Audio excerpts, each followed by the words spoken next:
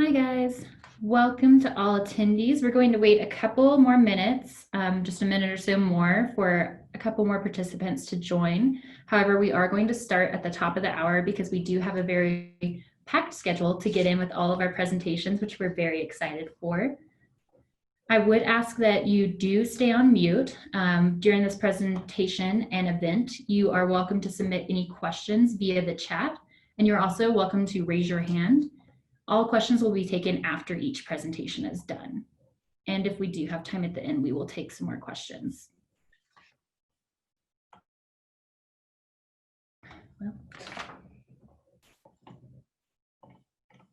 all right. So I'm going to go ahead and get started and do a brief introduction. And if people keep on joining in, that's okay. They will not miss much. So welcome to today's event. This is an academic panel covering AI and robotics at Mines. I'm Julie Cummins. I'm a program manager of constituent relations with the Mines Foundation. Today, we have faculty and students with us that will present research from 4 labs within the Department of Computer Science. Thank you to all of our panelists for being here today. We are so excited to have you. A quick rundown of the event logistics for all of our attendees. This event includes 4 presentations. Each presentation will be 10 minutes with around 2 to 5 minutes for Q&A at the end of each presentation. And like I said, you can submit those questions via chat. You are also welcome to raise your hand and unmute yourself whenever I call on you. And don't worry if we do not get to your question right after each presentation. If we have time at the end, we will take more questions. We just want to make sure we get through all the presentations. So I'm about to hand it off to Professor Dr. Zhang. He helped me put this panel together. Dr. Zhang is an associate professor in the Department of Computer Science at Mines. He is a roboticist, little tongue-tied today, and founded the Human-Centered Robotics Laboratory at Mines, which conducts research in lifelong collaborative autonomy, robot adaptation, collaborative multisensory perception, and human-robot teaming. So Dr. Zhang, I will hand it over to you now.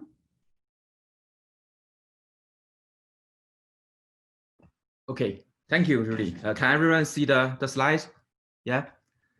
So thank you again for joining us on the academic panel for artificial intelligence and robotics. I'll provide a quick overview of the program in computer science department at Mines. For artificial intelligence, the general goal is to make a machine smarter so the robot can be intelligently perceive, reason, learn, and also act, just like hopefully can mimic human intelligence or nature intelligence. So currently we, for the artificial intelligence cluster, we have 5 faculty members and we generally cover the major areas of artificial intelligence, but because we are a small engineering university, we actually don't have many professors working on artificial intelligence, but on the other hand, we actually have pretty good ranking in both artificial intelligence and robotics. So the 5 faculties are like Neil Denton. He's an assistant professor, and his work is on robot planning and the manipulation. For example, like how to use robot arms to do manipulation to manipulate objects. And Dr. William Hoff, his research is on augmented reality and computer vision. So unfortunately, he cannot attend today's meeting, so I'll present on behalf of him about his research. And Professor Hua Wang, he's our machine learning expert, and his main research is on machine learning data mining with many different applications, including analyze COVID. Professor Tom Williams, his research is on human-robot interaction and the robot ethics, and he's an expert. He actually has he actually did a lot of interdisciplinary research, and himself is both a roboticist and actually a psychologist. And then for my work, I'm working on robot perception, adaptation, and teaming. So in terms of ranking, Mines is ranked like the AI program in computer science at Mines. We are ranked at around like top 35, and the Mines robotics program actually is ranked better. So we are ranked at the top 10 or top 15 or top 20, whatever, but top 20 for sure for our robotics program, graduate program. So because Dr. Hoff cannot attend the meeting, so I'll present his work. And Professor Hoff's research is on augmented reality. And before doing augmented reality, Professor Hoff did a lot of work on computer vision. And these augmented reality and the computer vision are widely used in robotics and 3D reconstruction. And so for augmented reality work, what he does is to, for example, to overlay the virtual information with the real environment. So this virtual information can actually provide additional instructions or additional visualization tools for the humans who are not familiar with one application. And so this virtual information can be used as a help for people to understand either the situation or some procedures in many applications. Like this picture, it shows some industry application for repair some devices and machines. And there are many challenges along this research. And augmented reality, it actually touches computer graphics. It touches a lot of computer vision. For example, the algorithm should be able to recognize different components of a machine. And then the algorithm also needs to accurately localize that component. And then they also need the computer graphics to overlay the correct information at the exact location. So there are many challenges in this area. Then Dr. Hoff sent me a video on his work, and I'll generally quickly play this one, like 90 seconds video. So that generally provide a high level idea of his work.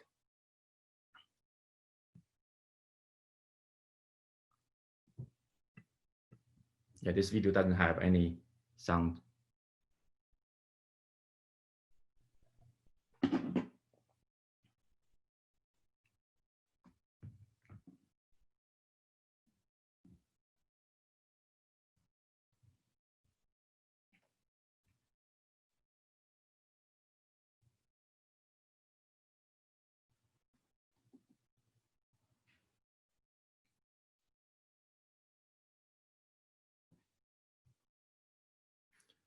So here you can see the algorithm actually can identify the objects and also identify the specific components and localize that components within the first person view. And then you can see, okay, this algorithm also overlays different kind of information along the, like on the real scene. So this information provide some instructions for the user to repair the device.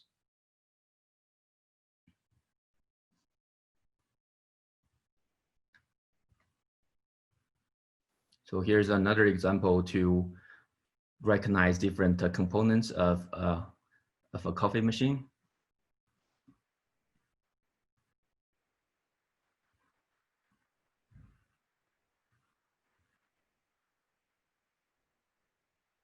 All right, so this is a brief introduction or description of Dr. Hoff's work, and in the Dr. Hoff also did some additional works that are all related to computer vision and augmented reality. For example, recognizing of human behaviors, recognizing of different objects, to do some reconstruction of 3D objects, and to do analysis to do localization of objects. So those are all along his research projects are all aligned with augmented reality or computer vision. So that's about Dr. Hoff's work. And then this is just a brief overview of today's schedule. And I'm 2 minutes behind the schedule. So that's all about the presentation. Thank you.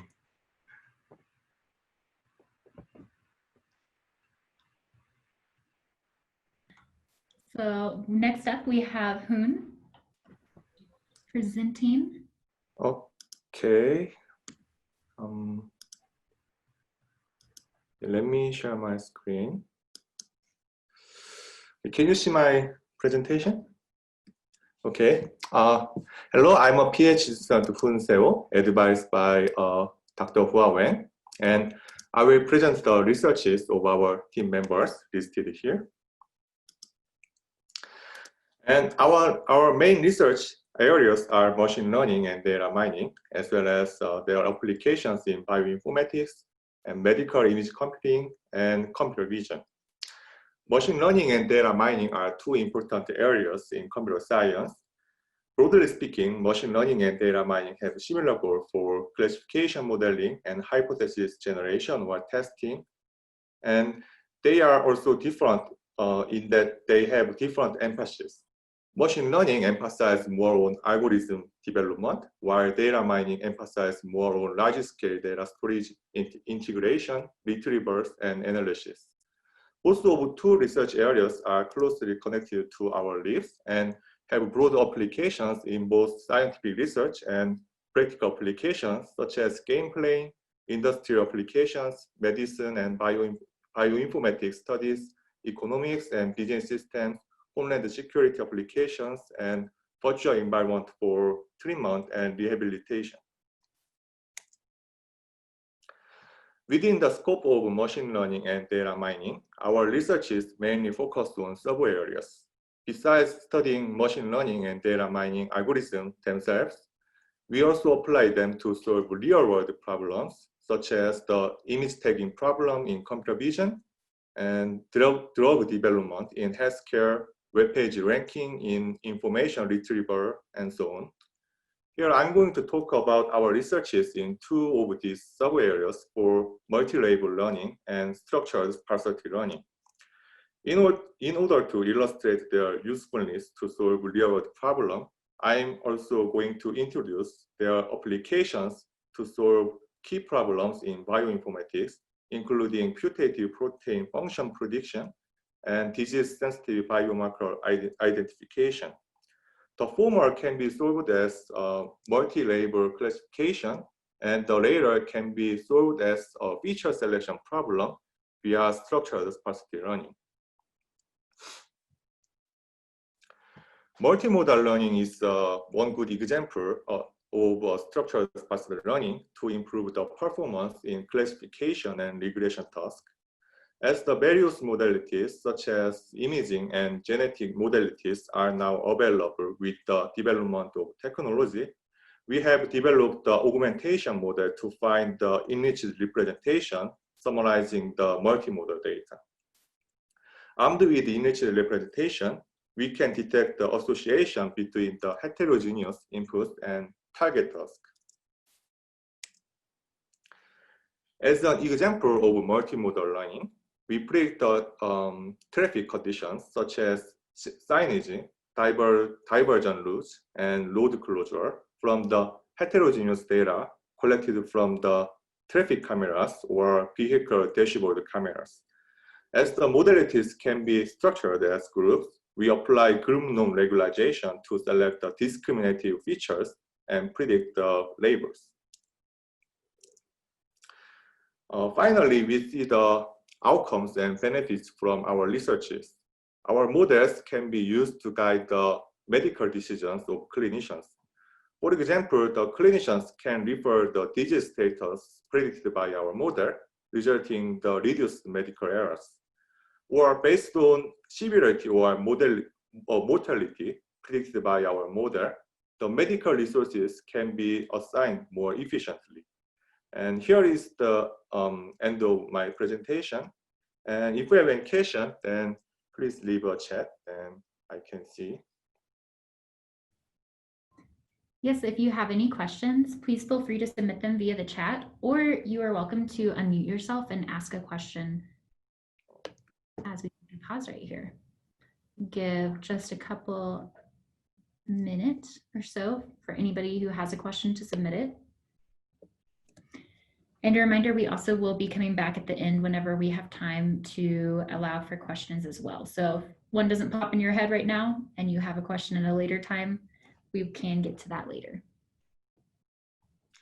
Do I have any question? Actually, I don't know. How can I see chat during screen sharing? So I think it's a little bit more difficult if you're in screen sharing to see the chat. However, if you pop out of it and then you hit the chat button down at the very bottom, you should be able to see the chat. But I'll also tell you if there is a question. And at this time, it doesn't look like we have a question yet. But like I said, you guys can submit them at a later time. So Hoon, if that's okay with you, we're going to go ahead and jump on over to Puck, and then we'll also allow for time for questions at the end. Okay, thank you. Yes, thank you, Hoon. Thank you so much.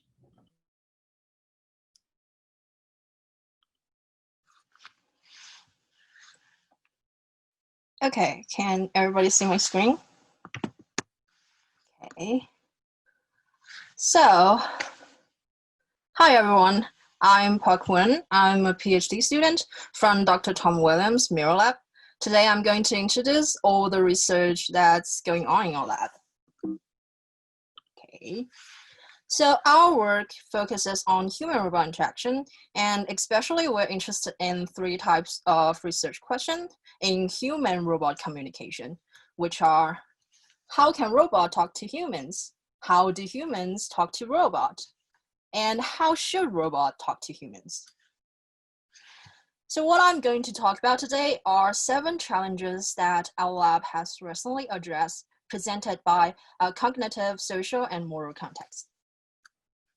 So the first challenge is that human language is really ambiguous and assumes complex ability, such as for robots to perform theory of mind modeling to understand what their human teammates are thinking.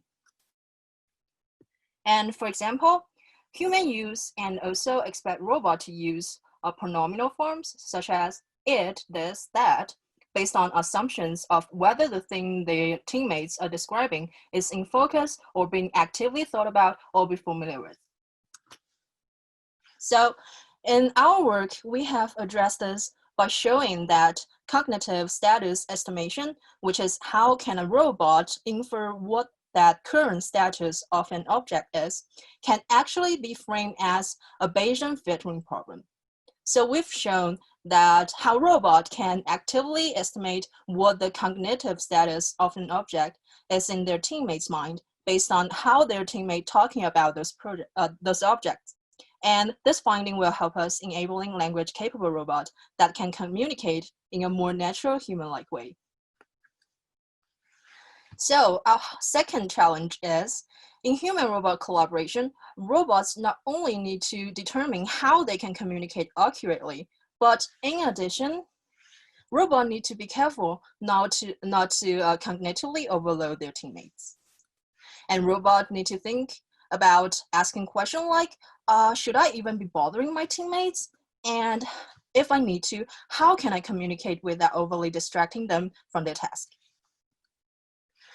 So to work on this challenge, instead of just spoken communication, we use novel augmented reality technologies, and we found that augmented reality gestures increase the effectiveness of language-capable robots without cognitively overloading their teammates. So, however, robots not only need to be sensitive to their teammates' cognitive context, but also to the moral context. So here, our third challenge we face is that adherence to different social cultural politeness norm is highly context sensitive. And in my work, we've shown that how context-sensitive linguistic norm can be effectively learned from human data to allow robots to be more sensitive to different social contexts.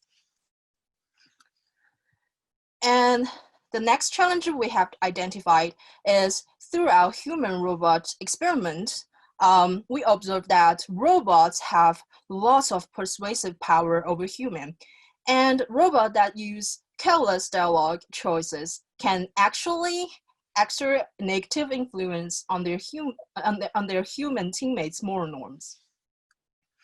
And for example, we observed this happening during a clarification request generation. And we have addressed this problem by designing a new robot architectures that can perform moral reasoning to decide whether what they're considering saying would accidentally condone immoral dispositions so that the robot can avoid accidentally influencing their teammates' moral norms. So the fifth challenge we've identified is that it's not enough for robots to avoid miscommunication. However, they also need to explicitly reject unethical comment. So doing so technically requires trading off between social and moral norms. This requires robot to be simultaneously sensitive to both the social context and the moral context. So we've run an experiment looking at how the harshness of robots' moral language impacts how the robot was perceived. What we found is that when the robot is too harsh, it will decrease robot's likability, which means the people are less likely to use that robot. However, when the robot is on the harsh, people do think it's being way too polite. And particularly, this affects are highly sensitive to human and robot gender. So we found that people do not like female presenting robots rejecting commands, and also don't like robot rejecting commands from female human. And moreover, people perceive robot more positively when robot's gender presentation matches their own. And this is a minefield for robot designer, because it implies that robot designers need to choose between either designing robots which are more likable but potentially reinforce the gender stereotype, or developing robots that challenging this stereotype, which they know will be potentially less likable by humans. And the sixth challenge we identified is that robots' moral reasoning requires us to go beyond traditional norm-centered moral frameworks, and instead use frameworks that centered human users and their relational roles with respect to robots. And specifically to address this challenge, we've been developing careful, strategic, and strategic and intentional moral competent robot communication using confusion role ethics. We think confusion role ethics is particularly well suited here because first, it focuses on a well-defined social and relational structure, which is good fit for robots and may play well with the current framework in human-robot teaming. And second, because it focuses on moral self-cultivation and care for others, preferable than ethical theories, which are solely autonomous individualism. And third, confusion robot ethic show how robot can use this linguistic capability to positive influence and cultivate their human-robot moral ecologies. Finally, all of the above research has been focused on systems containing a single robot with a single body and a single mind. But this is not the usual case in robotics. So in multi-robot system, for example, the normal case is that we have multiple bodies controlled by a single robot mind. But the theories of human-robot trust in HRI don't account for this. We have been addressing this by creating a fundamentally new theory of human-robot trust, which is we differentiate between trust placed in a robot body versus trust placed in the identity or persona that is performatively associated with that robot body. And we've shown that different types of trust-relevant actions cause different amount of trust to be gained and lost in bodies versus identities. So overall, our lab works on studying and enabling robots that not only account for their environmental context about what's around them, but also their cognitive context, their social context, and their societal and moral context. Thank you.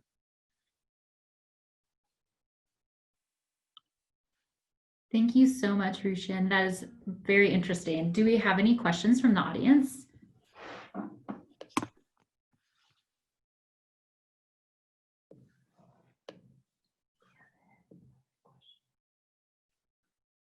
All right. If you guys do have any questions that pop into your mind at any time, feel free to put them into the chat. If they are pertaining to a specific presentation, one that we moved on from, just reference that presentation and then put your question. So whenever we come back at the very end, we'll know who that question was posed to. So I'll give one last call for questions really quick, and then we will move on to Siwi. All right, Siwi, take it away. Thank you so much, Puck.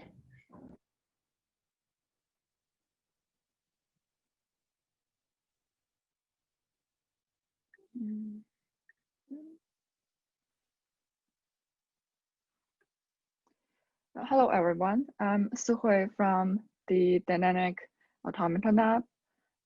Today, I'm going to present my research on feasibility proofs in motion planning. So in general, in the lab, we do research in robot task and motion planning. Robot task planning is planning for the broad steps, and robot motion planning is planning for the continuous motion in between. Robot task and motion planning is like how to integrate them smoothly so that they work together in complex scenarios. And one important topic in robot motion planning is to find feasibility proofs. So why is this important? Let's look at this real world example.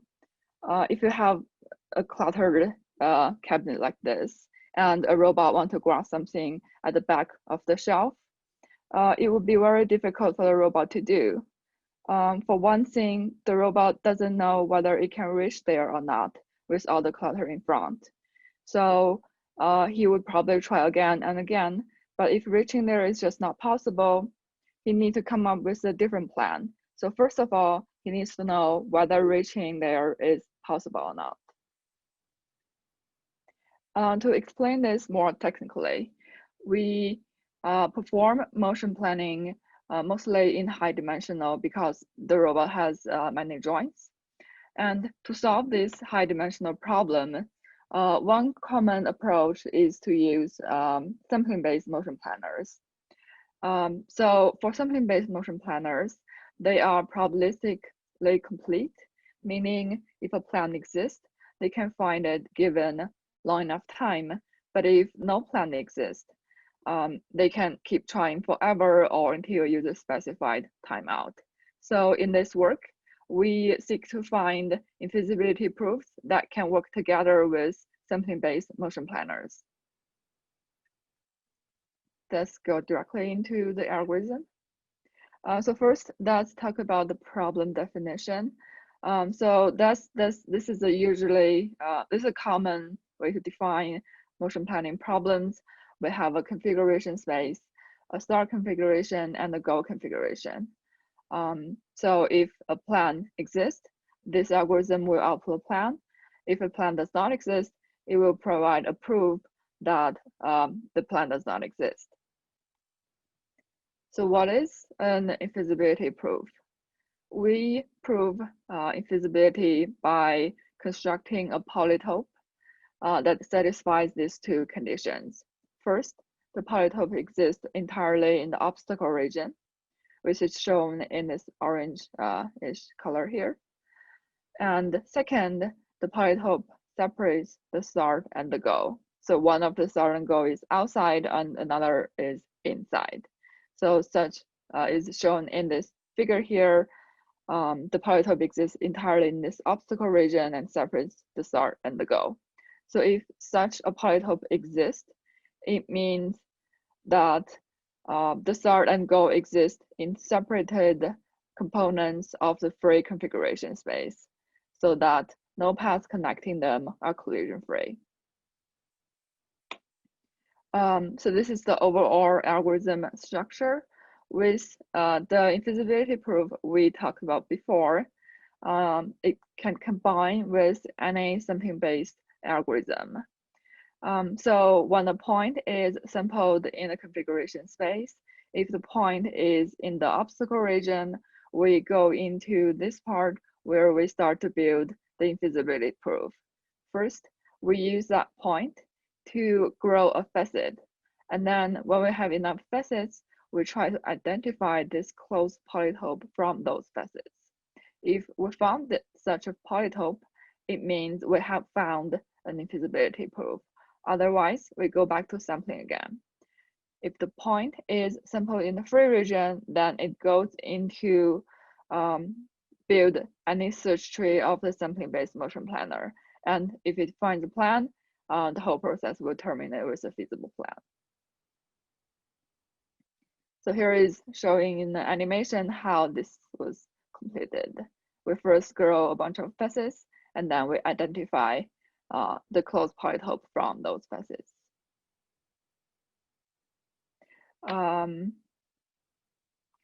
So then we applied this algorithm on some simple configuration spaces. Those simple configuration spaces are defined such that the obstacle region is a fixed region in between two n-dimensional balls. So this is showing in 2D case that in between those yellow circles, this is the obstacle region, and it's in 2D, the facets are the line segments. So it keeps building the line segments until you can find a closed polytope. And in 3D, it keeps building the triangles that are the facets, and then until it finds a closed polytope.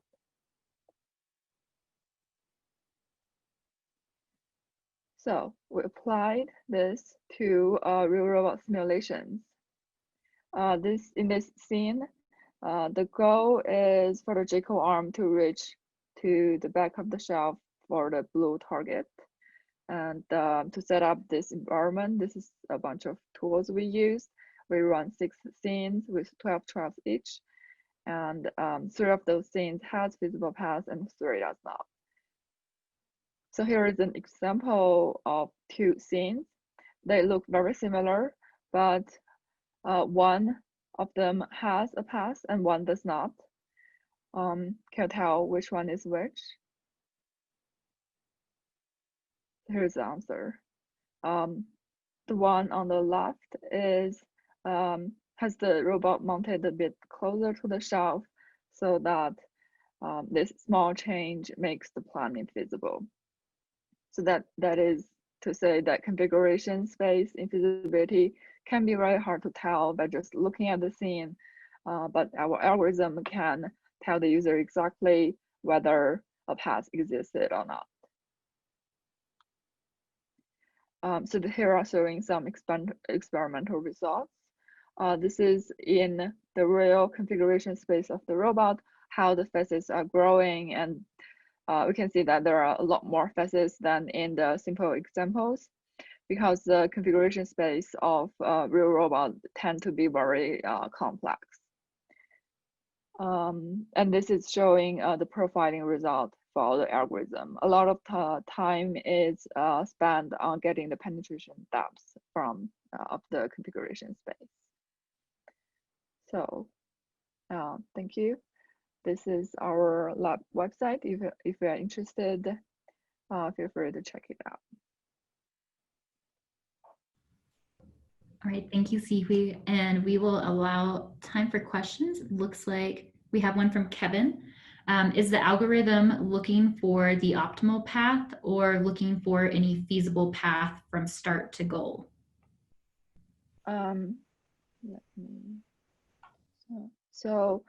For motion planning in general, some of the motion planning algorithms produce optimal paths, and some just provide the feasible paths. This work is trying to find whether the paths exist in the scene or not. So, like for sampling-based motion planners like RT or PRM, they can find feasible paths. But there are extensions to them like RT star or PRM star that can find optimal paths. This algorithm works with any sampling-based algorithm and tells the user exactly whether the path existed. It's like trying to fill the hole of completeness in sampling-based motion planner. Does it answer the question? I think that answered Kevin's question. Kevin, if you have any other questions or want to follow up on that, let us know in the chat. And if anybody else has any questions, you are welcome to to put the question into the chat right now and see who will answer.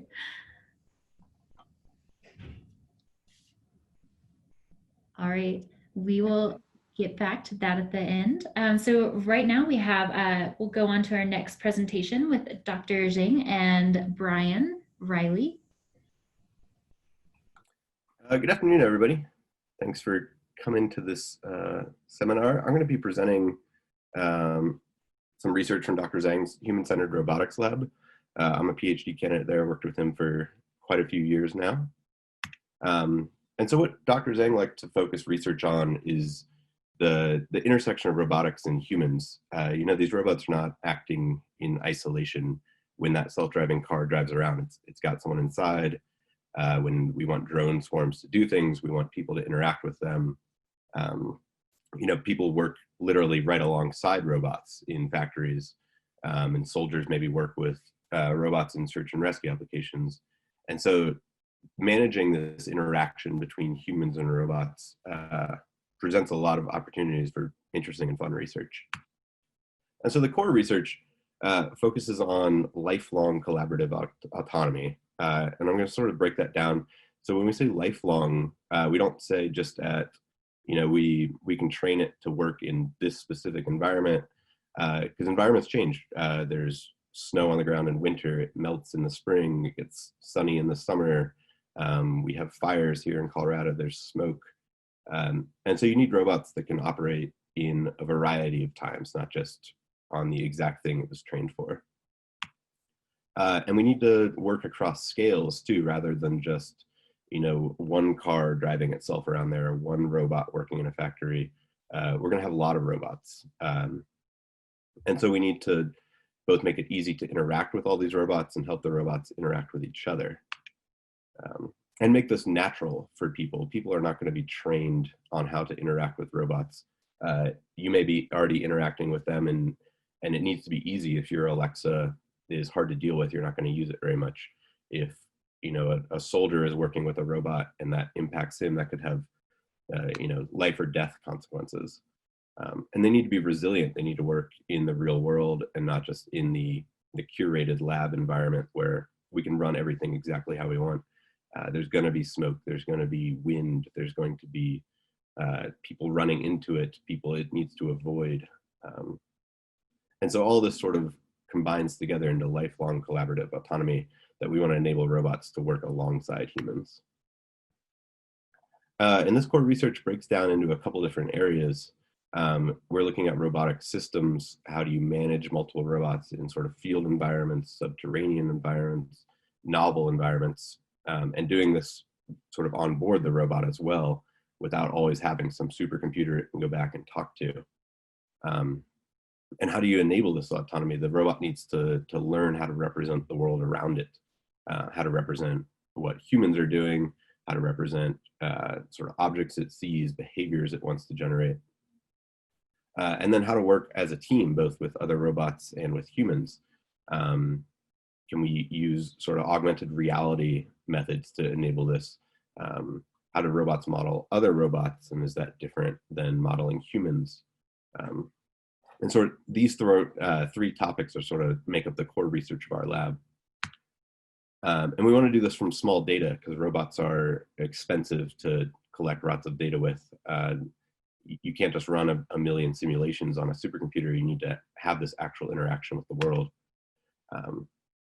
And then you want these representations to extend to big data too. If you have computer vision systems, maybe you do train that on a supercomputer, and in the real world, it needs to work from small data. And so I'll go over a couple of the specific applications of our lab. Something we're really looking at is enabling robots that work in different environments and different terrains. So on the right, if they need to respond to a disaster, robots need to cross rocks and grass and mud and concrete and know how that affects them. Driving on snow is going to be very different from driving on dirt. We work a lot with a mine up in the mountains, and you know, outside it's sunny and color cameras work, inside it's dark, and they really don't, and so we need to take advantage of depth sensors. On the left, the video, we see one of our newest robots, a Spot robot from Boston Dynamics. That we actually had an article on CNET, I think came out this morning, interviewing Dr. Zhang about it. And we're really excited about this robot because of how it walks and interacts with environments. It's going to enable a lot of cool research and a lot of cool capabilities. And so we also work a lot with multi-robot systems. We're in the process right now of building a multi-robot system motion tracker to really do a lot of in-depth experiments with these. And with these, we're looking a lot at how to understand these systems, how to model their relationships. And so we can say, oh, if we want this robot system to do something, we need to interact with that one, or those are expendable, they can be on the outside. And to do that, they can be very complicated. We need to understand how they relate to each other, how they communicate.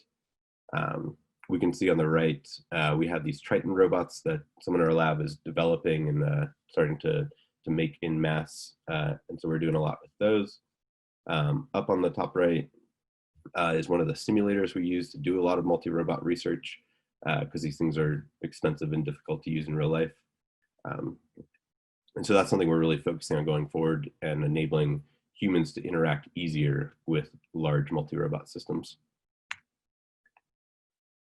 Something else we also work on is collaborative autonomous driving. We do this both with Department of Transportation and Toyota.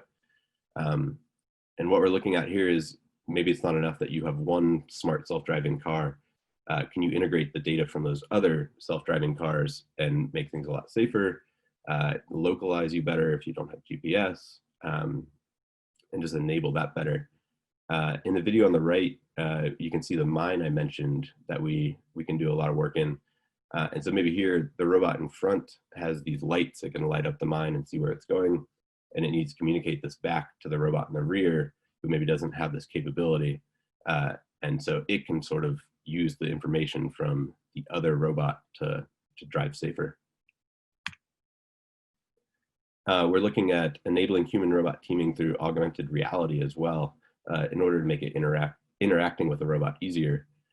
So on the left, we can see this user, this is a toy application with little ducks and markers, but if she were working alongside this robot in a factory or in some application like that, and she wants the robot to hand her something, how is it going to know what's the correct object? And so we can use things like AR, where she can point at something and get feedback that the robot is understanding what she wants and what her intention is. And we think this will enable easier robotic teaming.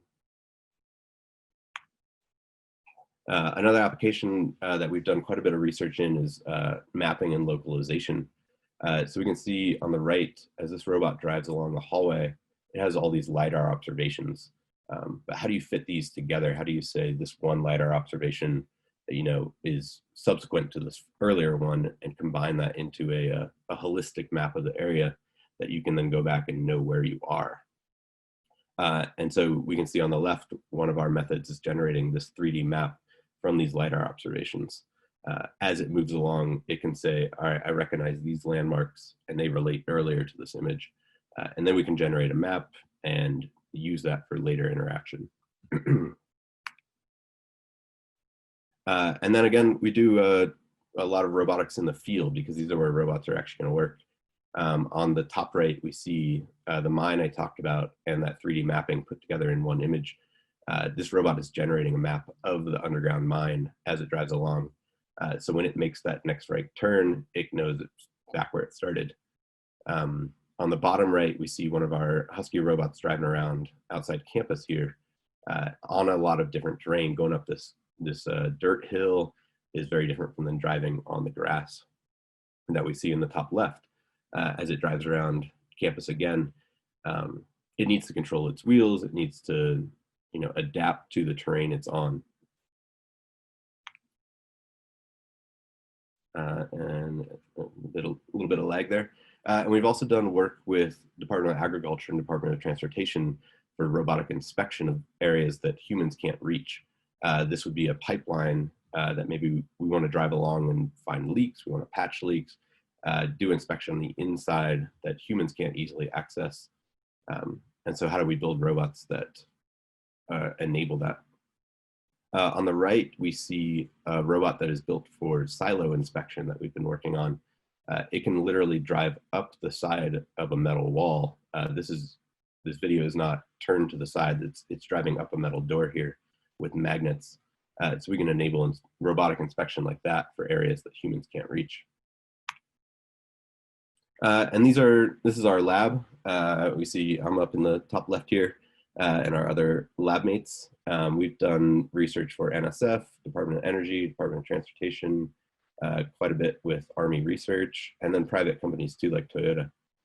And so that is my presentation about the Human-Centered Robotics Lab. Let me know if you have any questions. So we do have one question, Brian, from Kevin. What's the most exciting / cool use case for using a swarm of robots? Something I am excited about is putting those in the mine. We've done it before where we have a robot on the ground with a drone that can take off from it. And I want to do more of that and have maybe it launches a couple and they're flying around in the mine, mapping it to enable search and rescue in just weird environments. Because I think that's the use case I keep going back to for multi-robot systems, is we can have a bunch of these cheap drones take off and enable search and rescue over a wide area just because they can work so distributedly. And Hao is also on here, Dr. Zhang, if he has any answers for you as well. Brian, do you also want to describe your project with Army Research Lab on Swarm?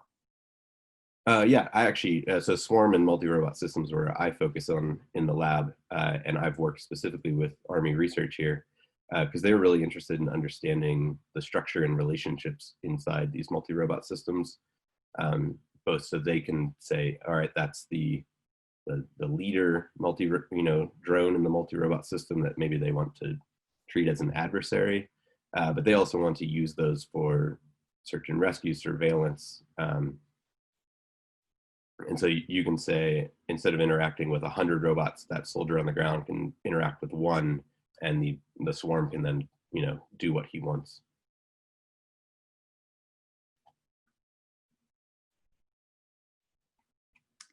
Brian, have you guys worked with the Parks and Recreation or the national parks at all?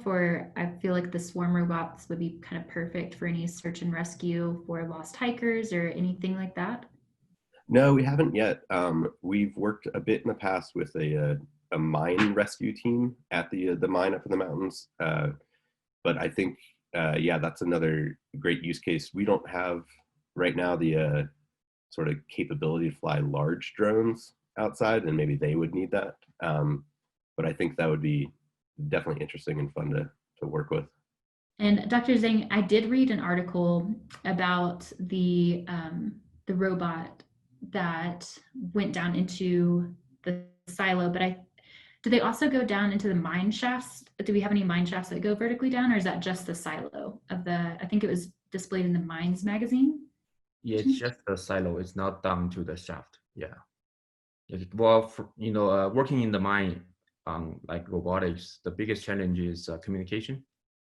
So that's the biggest reason the robot should be autonomous or fully autonomous, or at least like a shared control or semi-autonomous. So usually when we go to the mine, safety is a major concern. So usually we have a safety rope. We need to pull the robot if we want the robot to go to a dangerous place. Otherwise, if there's something wrong, we need some way to retrieve the robots. So that's the reason that we cannot, we have not yet do any experiments in like a shaft to put the robot in a deeper mine. Yeah.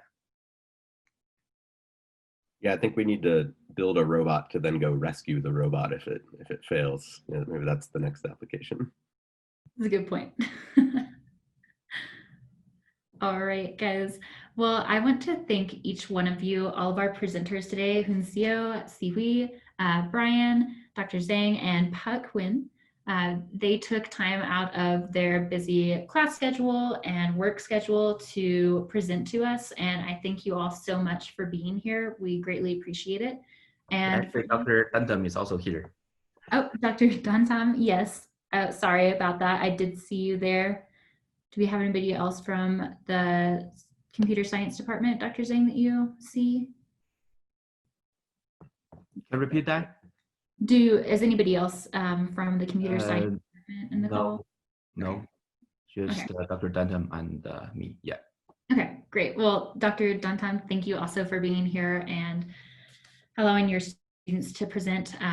I think it's just a testament to what All Minds has to offer and what our graduate students and our students and faculty and staff can achieve. And like Dr. Zhang said, they're ranked very, very high in the nation. So thank you so much for being here. For any of those that do want to go back and watch any of this, this great research, we are recording this and we can send this out after we get done with this event.